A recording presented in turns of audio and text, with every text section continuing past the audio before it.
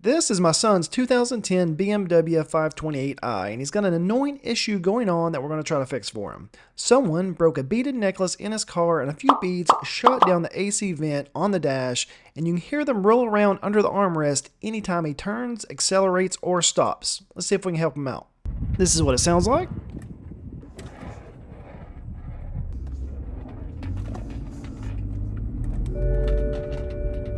As you can tell, that is very annoying and consistent. Let's break out the Harbor Freight Trim Toolkit and see if we can access the AC ductwork from the back.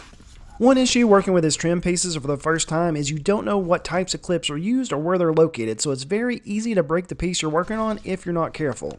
That's why a video like this may come in handy so you can see what you're working with before you get started. I, however, just wanted to explore this piece and see if I could figure it out. The key is to not apply much pressure and do not force anything.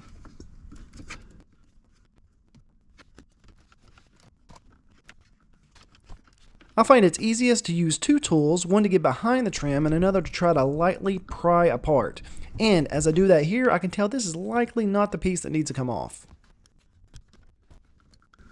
Here, I was afraid I broke this piece already, but as you can tell, it snapped right back together, so no harm, no foul. At this point, I did decide to check out a few videos myself, and I found this one that has the same setup and was able to locate which piece needs to come off first and where those clips are located. The first clip that I'm trying to get to is right behind where my tool is, and there's another one on the other side, and it is this brown piece that needs to come out first.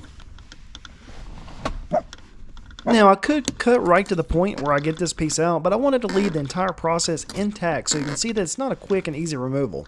You do have to play around with it for a bit. The key is to not get frustrated or use too much force.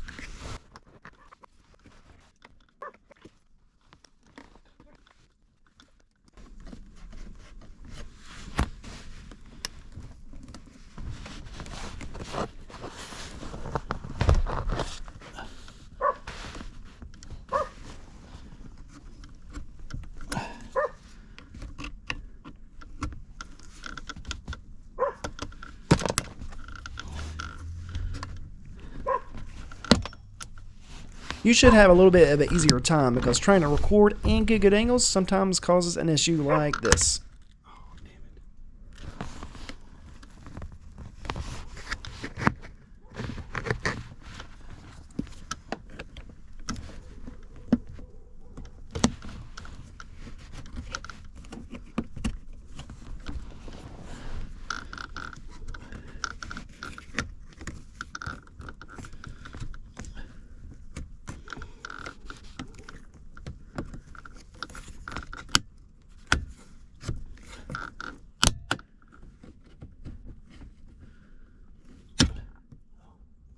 Alright, finally.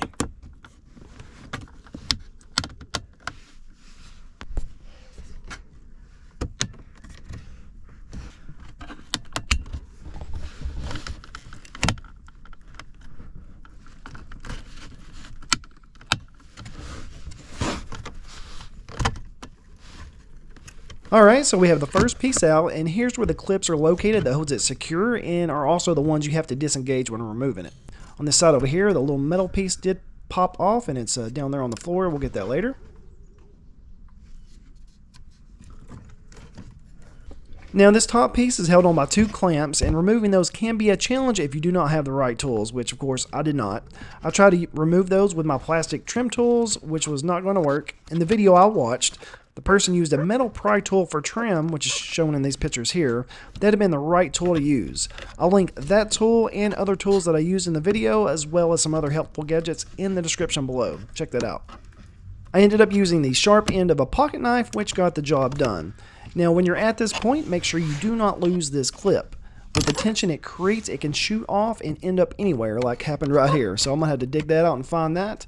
And on this one, I want to be a little bit more careful.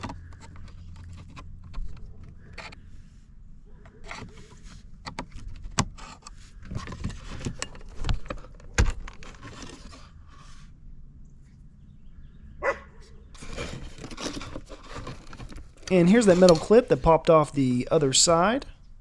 So we'll save that for later. After you remove those clips, you have to pull the top piece down. Once I get it off, you'll see why, but there are 2 plastic tabs on the top. Again here, make sure you do not force it because you can break it. Just keep wiggling back and forth and eventually it will pop out.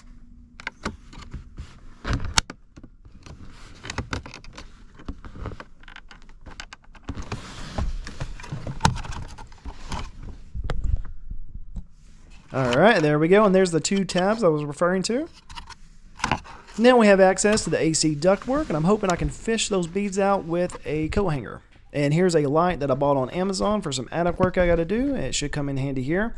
As you can tell, we cannot see the beads in there, but I do see that little clip that popped back here.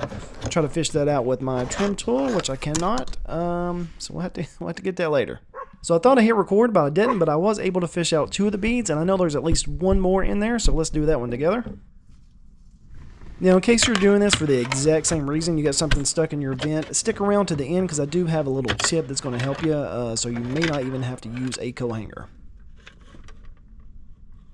And I will be honest with you, I was extremely surprised how easy it was to snag the beads with this coat hanger. I figured this would be the most difficult job by far, but as you can tell, it's been fairly easy so far.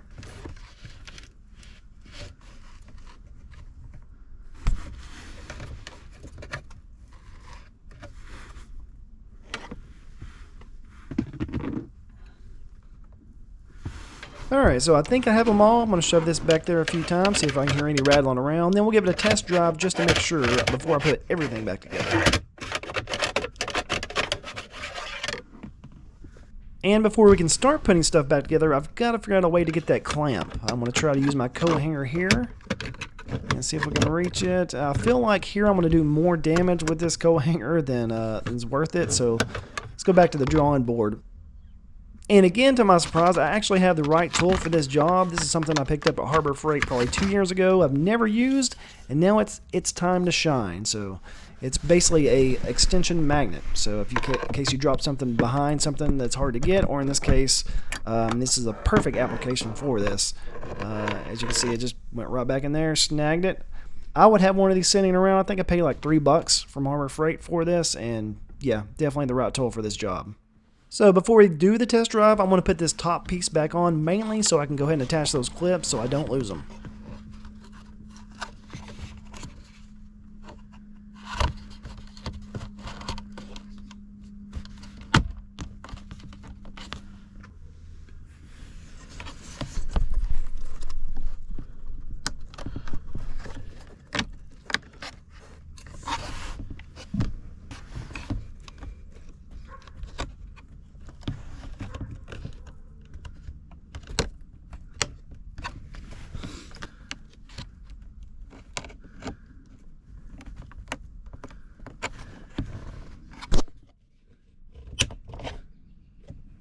Alright, now for a quick test drive.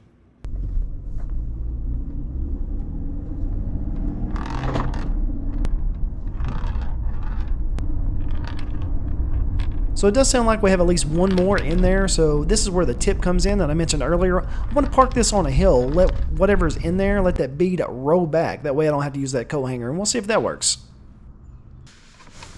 So I'll quickly pop these clips off, remove this top piece, and see if we can find our beads.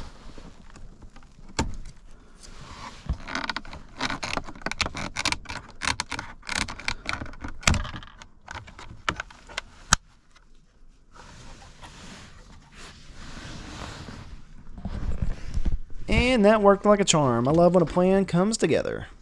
Now let's get these out of there, and we should be bead free.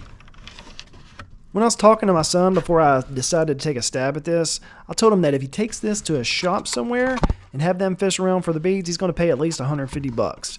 Let me know what you think this would cost if you took it to a mechanic or an auto repair location. My guess is $150 on the low side.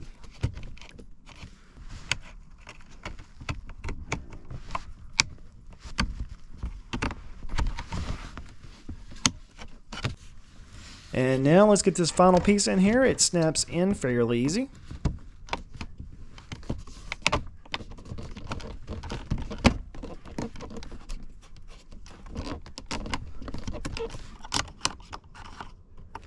Alright, now after a final test drive, we did confirm there are no beads. My son is extremely happy, and I was glad I was able to fish those beads out. One thing that always worries me about messing around with trim is leaving little nicks and dings and stuff, but as you can tell here in this picture, we escaped without any damage at all, just a small little impression that I think I'll be able to remove. As I finish up this video, I'll leave a few pictures of different angles of the project that you may find helpful. Good luck on your project, and don't forget to hit that like button if you enjoyed. See you on the next one.